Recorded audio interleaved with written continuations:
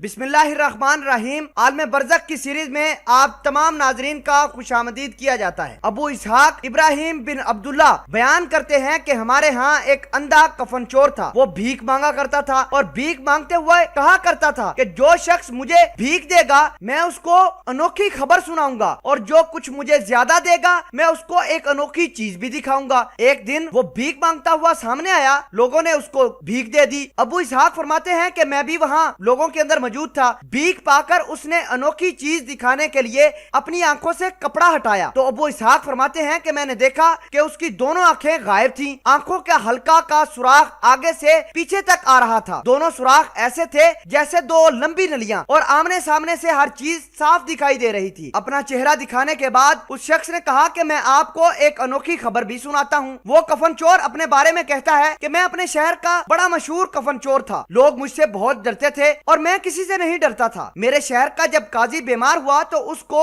بیماری سے بچنے کی کوئی امید نہ رہی تو اس نے مجھے بلایا اور کہا کہ میں اپنی قبر کی بےعزتی تیرے ہاتھوں سے نہیں کروانا چاہتا، تو مجھ سے یہ 100 اشرفیاں لے لے اور میری قبر کو تو ہاتھ مت لگانا، میری قبر سے کفن نہ چرانا۔ کفن چور کہتا ہے کہ میں اشرفیاں لے کر چلا گیا۔ قاضی اس بیماری سے اچھا ہوا اور موت کے منہ سے بچ کر باہر آ گیا۔ پھر کچھ عرصے بعد قاضی بیمار ہوا اور وہ مر گیا۔ لوگوں نے اس کو دفن کیا تو کفن چور کہتا ہے کہ میں نے سوچا کہ اس نے جو قاضی نے مجھے 100 اشرفیاں دی تھی وہ پہلی بیماری کی تھی، اب دوسری بیماری میں برا ہے، اس لیے میں اس کی قبر تو ضرور کھودوں گا اور اس کا کفن بھی چراؤں گا۔ قبر کھودنے میں نے عذاب کی آہٹ محسوس کی۔ قاضی قبر میں پریشان تھا، اس کے بال بکھرے ہوئے تھے، آنکھیں سرخ تھی۔ کفن چور کہتا ہے کہ میں نے جیسے ہی یہ منظر دیکھا میرے دونوں گھٹنوں میں دھکا لگا اور پھر میری دونوں آنکھوں میں 2 انگلیوں کی ایسی شدید ضربیں لگی کہ میری آنکھیں آر پار ہو گئی، جیسا کہ تم لوگ دیکھ رہے ہو۔ جب میری آنکھوں پر ضرب لگی اس وقت ایک آواز آئی، کوئی کہنے والا مجھ سے کہہ رہا تھا اے اللہ کے دشمن، کیا تو اللہ کے اسرار کا سراغ لگانا چاہتا ہے؟ ایک اور روایت کے مطابق حضرت ابو رافع فرماتے ہیں کہ حضرت محمد صلی اللہ علیہ وسلم کے ہمراہ میں جنت البقیع کے قبرستان سے گزر رہا تھا۔ آپ صلی اللہ علیہ وسلم ایک جگہ پہنچ کر اف اف فرمانے لگے، یعنی افسوس افسوس۔ تو حضرت ابو رافع فرماتے ہیں کہ میں نے خیال کیا کہ آپ صلی اللہ علیہ وسلم یہ الفاظ میرے لیے فرما رہے ہیں، چنانچہ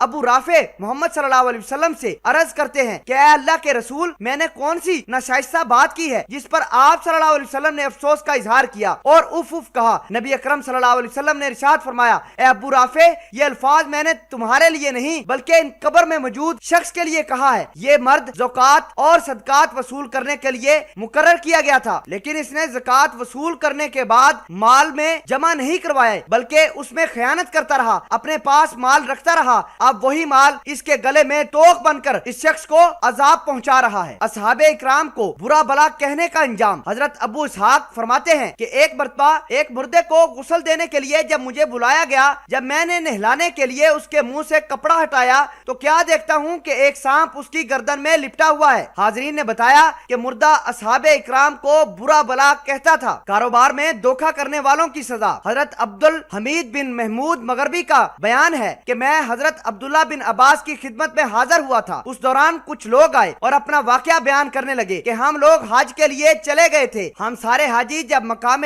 ذوالصفا تک پہنچے تھے کہ ہمارا ایک ساتھی انتقال کر گیا۔ ہم نے اس کے کفن دفن کرنے کے لیے قبر کھودنا شروع کی۔ قبر کھودی گئی تو اچانک قبر میں ایک کالا سانپ نظر آیا۔ وہ سانپ اس قدر بڑا تھا کہ پوری اس شخص کی لحد بڑھ چکی تھی سانپ سے۔ ہم نے اس قبر کو چھوڑا، دوسری قبر کھودی، وہاں بھی وہی سانپ ہمیں دیکھنے کو ملا۔ لحد تیار ہونے پر ایک کالے سانپ نے قبضہ جما لیا۔ لوگ حضرت عباس سے کہنے لگے کہ حضور ہم نے وہ قبر وہیں پر چھوڑ دی اور آپ کی خدمت میں حاضر ہوئے ہیں۔ حضرت ابن عباس نے فرمایا کہ وہ سانپ اس مردے کا عمل ہے جو وہ کیا کرتا تھا۔ خدا کی قسم اگر تم تمام روح زمین کو کھود ڈالو گے تو ہر جگہ اس سانپ کو پاؤ گے، اس لیے کسی ایک قبر میں اس کو دفن کر کے آ جاؤ۔ چنانچہ لوگ حضرت ابن عباس سے مشورہ کرنے کے بعد چلے گئے اور قبر والے کو ایک قبر میں دفن کر دیا۔ سفر سے واپسی پر لوگوں نے اس کی بیوی سے ملاقات کر کے سارا ماجرا اس کی بیوی کو بتایا۔ اس کی بیوی کہنے لگی کہ میرا شوہر غلہ تجارت کیا کرتا تھا، ہر روز مال تجارت سے اپنے گھر کے خرچ کے لیے جتنا غلہ نکالتا تھا اتنا ہی گھاس پھوس اور تنکے اس غلے میں ملا کر فروخت کرتا تھا۔ شاید یہی عمل میرے شوہر کو عذاب قبر کا سبب بنا ہو۔